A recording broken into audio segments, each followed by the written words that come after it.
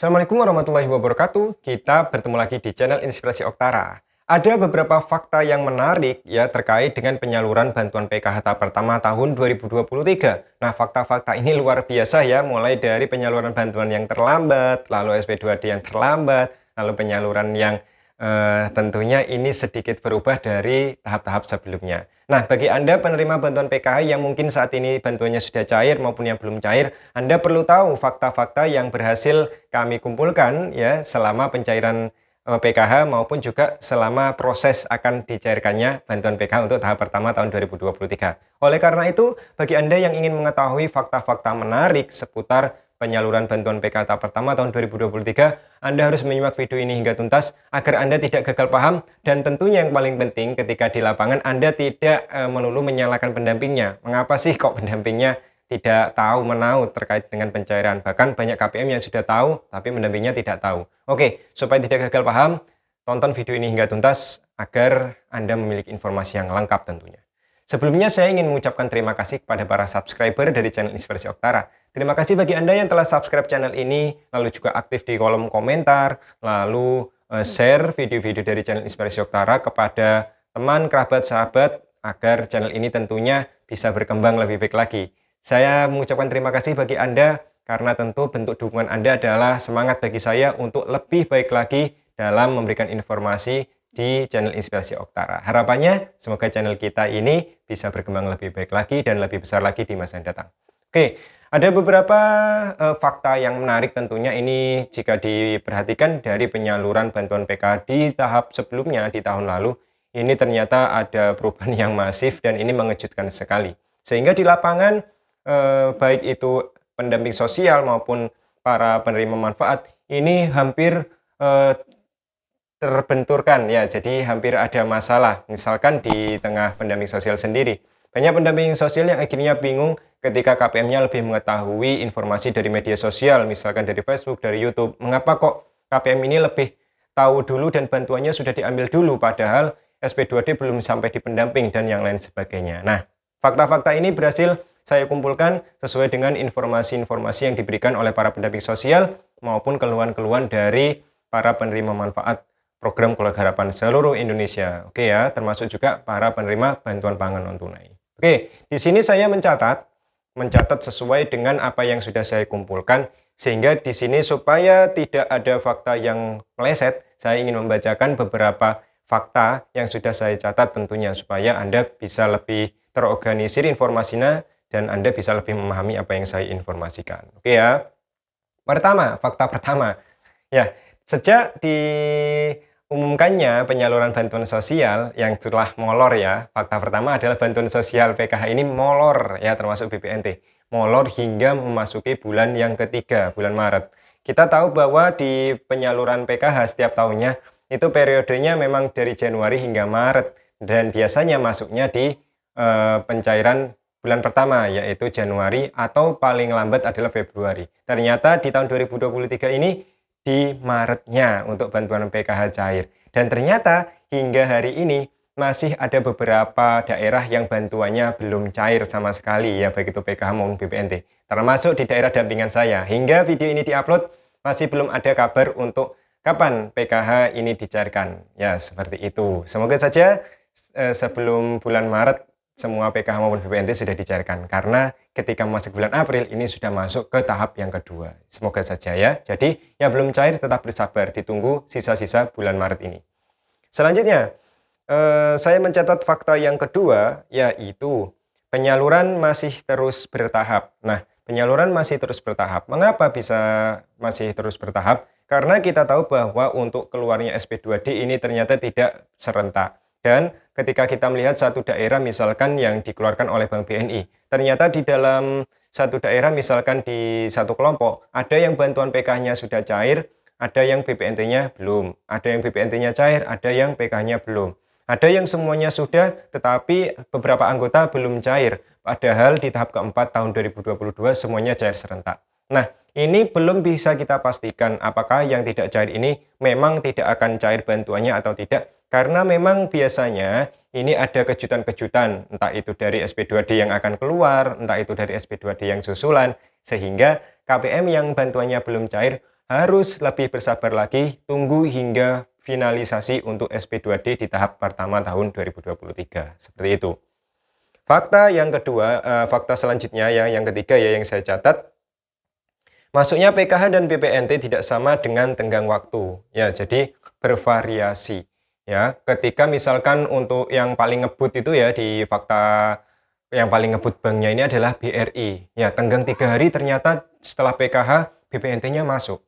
Ada yang baru tenggang seminggu setelah PKH baru BPNT-nya masuk. Ada yang BPNT-nya masuk setelah beberapa hari baru PKH-nya yang masuk. Jadi ini tidak bisa serentak ya seperti biasanya misalkan PKH tenggang 1 hari semuanya akhirnya serentak. Lalu di pertengahan bulan baru saldonya yang masuk BPNT-nya atau di tanggal 10 BPNT-nya yang masuk untuk semua bank. Jadi tidak seperti itu. Karena entah ini belum ada penjelasan sehingga KPM dan juga pendamping sosial ini bingung ya untuk penyalurannya. Mengapa kok tenggang waktunya ini sangat bervariatif dan kita juga tidak bisa menebak kapan kira-kira untuk tanggalnya dicairkan. Sehingga ya kita hanya bisa mengedukasi KPM untuk cek berkala, siapa tahu bantuannya sudah masuk, seperti itu. Selanjutnya yang saya catat, banyak balita yang tidak cair. Nah, ini menjadi keluhan besar. Banyak sekali balita yang tidak cair bantuannya meskipun sudah masuk di dalam KK. Dan ketika saya melihat grup pendamping sosial Nusantara, rekan-rekan ini banyak yang melaporkan balita yang tidak cair ini ternyata balita anak ketiga ya, dan seterusnya. Yang masih cair selamat ini adalah balita yang anak kedua. Nah, apakah ini benar? Ini sifatnya masih berspekulasi ya, jadi kita sifatnya masih spekulatif melihat dari fakta yang terjadi di lapangan. Jadi para pendamping itu mencocokkan balita yang tidak cair ini statusnya di kakak anak keberapa. Ternyata memang rata-rata anak yang ketiga. Apakah ini benar balita anak yang ketiga ini tidak cair di tahap ini? Nah, kita sambil menunggu surat yang resmi dari pusat tentunya. Seperti itu ya, ini fakta yang mengejutkan tentunya untuk PKH balita yang banyak tidak cair. Selanjutnya, banyak nominal yang di luar perhitungan awal. Oke, perhitungan awal ini maksudnya ketika kita mengacu pada surat yang ada. Sebelumnya, untuk PKH ini kan ada jumlah maksimal yang bisa dihitung ya. Untuk satu KK ini 4 komponen maksimal yang bisa mendapatkan bantuan. Lalu untuk lansia misalkan maksimal adalah 1 orang lansia. Tetapi sejak tahap keempat, ini lansia yang lengkap, ini semuanya cair bantuannya, yaitu 1.200.000 untuk 2 lansia.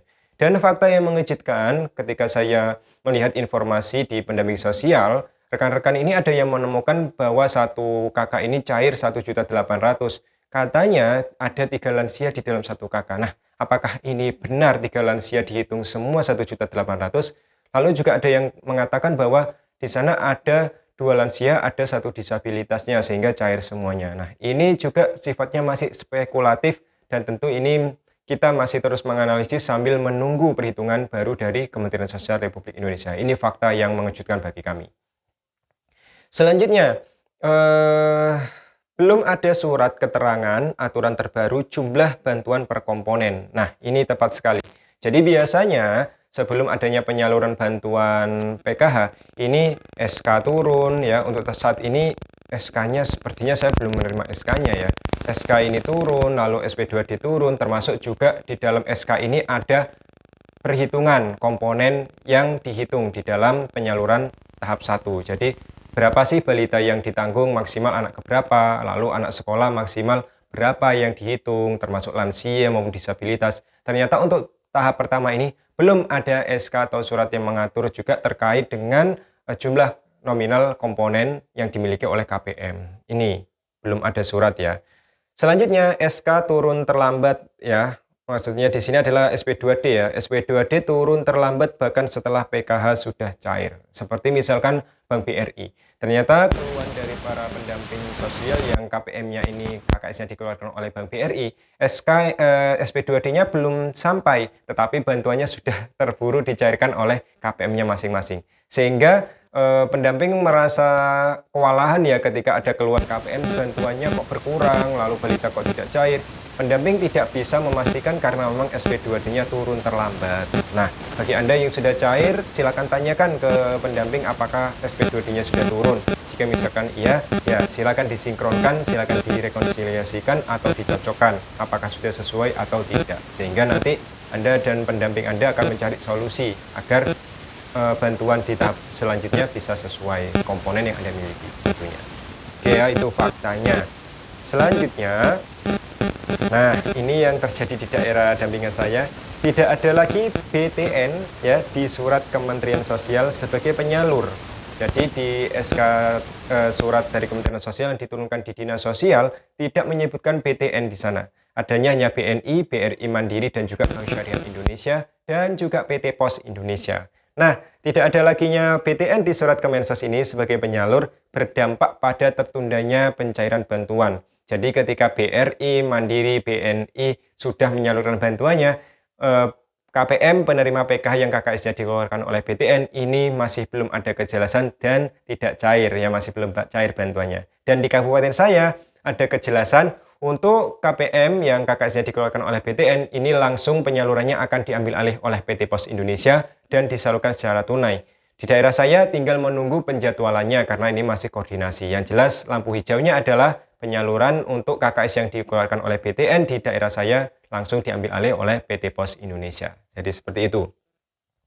Selanjutnya, terjadi perbedaan jumlah nominal BPNT antara pos dan KKS. Nah, ini yang sempat ramai, yaitu adanya perbedaan nominal penerima BPNT antara yang dicairkan tunai oleh PT Pos dan juga cair non-tunai melalui KKS. Untuk PT Pos disalurkan lengkap 3 bulan yaitu Rp600.000 dan untuk yang KKS ini Rp400.000. Banyak sekali permasalahan yang ditanyakan oleh KPM, mengapa sih kok bisa beda? Lalu yang kuota Rp200.000-nya kemana? Diambil siapa? Apakah hangus? Jadi sering saya jelaskan, yang dicairkan oleh PT Pos 600 ya berarti sudah lunas. Bagi yang cairnya lewat KKS baru Rp400.000 ya berarti Anda memiliki simpanan Rp200.000, memiliki tabungan ya. Sehingga nanti ketika bulan April dicairkan, maka Anda cair Rp400.000, sedangkan yang sudah cair di pos hanya cair Rp200.000. Jadi tidak ada masalah, yang penting data Anda sudah tercatat lengkap di sistem 6NG, seperti itu. Nah, itu adalah beberapa fakta menarik dan ini tentunya menyebabkan adanya pergesekan antara pendamping sosial dengan KPM karena memang terlambatnya SP2D, belum adanya perhitungan yang pasti tentang nominal per komponen, ini menyebabkan kita sedikit kewalahan karena banyak KPM yang sudah tentu menarik bantuannya dan bertanya mengapa jumlahnya kok beda dan yang lain sebagainya. Oke, semoga fakta menarik ini bisa menjadi pelajaran kita bersama sehingga nantinya ketika Anda bertemu dengan pendamping sosial, Anda lebih bisa bijak. Yang jelas bantuan yang sudah cair, berapapun itu jumlahnya, disyukuri karena ini adalah berupa pemberian, berupa rezeki. Jika misalnya ada perbedaan jumlah, ya nanti kita akan selesaikan bersama ketika sudah turun ya untuk keterangan-keterangan jumlah nominal yang dihitung. Jadi seperti itu. Semoga bermanfaat ya informasi ini. Terus dukung perkembangan channel Inspirasi Oktara agar bisa lebih baik lagi di masa yang datang. Saya akhiri, wassalamualaikum warahmatullahi wabarakatuh.